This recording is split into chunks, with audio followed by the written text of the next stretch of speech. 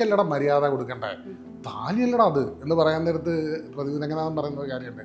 താലിക്കല്ല മര്യാദ കൊടുക്കണ്ടേ, താലിയുടെ പുറകിലുള്ള പെണ്ണിന്റെ മനസ്സിനാണ് മര്യാദ കൊടുക്കണ്ടേ, അല്ലാതെ താലിക്ക് എന്ത് മര്യാദ എന്ന് പറയുന്ന സാധനമുണ്ട്. ശരിക്കും താലിക്ക് എന്ത്, ഒരു ആക്ട് അല്ലേ, അതിനൊരു മര്യാദ കൊടുക്കേണ്ട ഒരു ആവശ്യമില്ല.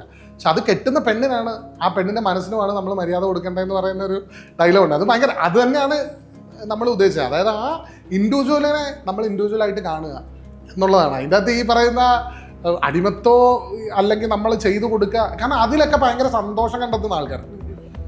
അതെന്തോ ഭർത്താവ് എന്നും നമ്മളിപ്പോൾ ഈ സോഷ്യൽ മീഡിയയിൽ ഭയങ്കര വൈറലായിട്ടുള്ള ഇൻ്റർവ്യൂസ് ഒക്കെ എടുത്ത് ആൾക്കാർ ട്രോളുന്ന ഇൻ്റർവ്യൂസ് ഒക്കെ എടുത്തു കഴിഞ്ഞാൽ അതിൽ പല സെലിബ്രിറ്റീസ് ഇരുന്നിട്ട് ഭർത്താവിൻ്റെ താടി ആയിരിക്കണം ഭാര്യ, എനിക്ക് എൻ്റെ ഭർത്താവിന് അത് ചെയ്തു കൊടുക്കാൻ ഭയങ്കര ഇഷ്ടമാണ്, അതിതാണ് എനിക്ക് അങ്ങനെ ചെയ്യുന്നത് ഇഷ്ടമാണ്, അങ്ങനെയാണ് ഇങ്ങനെയാണെന്നൊക്കെ ഭയങ്കര ഗംഭീരമായിട്ട് കുഴപ്പമില്ല എന്നൊക്കെ പറഞ്ഞ് ഭയങ്കര ഗംഭീരമായിട്ട് ആൾക്കാർ സ്റ്റേറ്റ്മെന്റുകൾ പറയുന്നത് കേട്ടിട്ടുണ്ട്. അത് നമുക്ക് നോക്കിയാൽ മതി നമ്മുടെ സൊസൈറ്റി എത്രത്തോളം മാറിയിട്ടുണ്ടെന്നുള്ള എക്സാമ്പിളാണ്.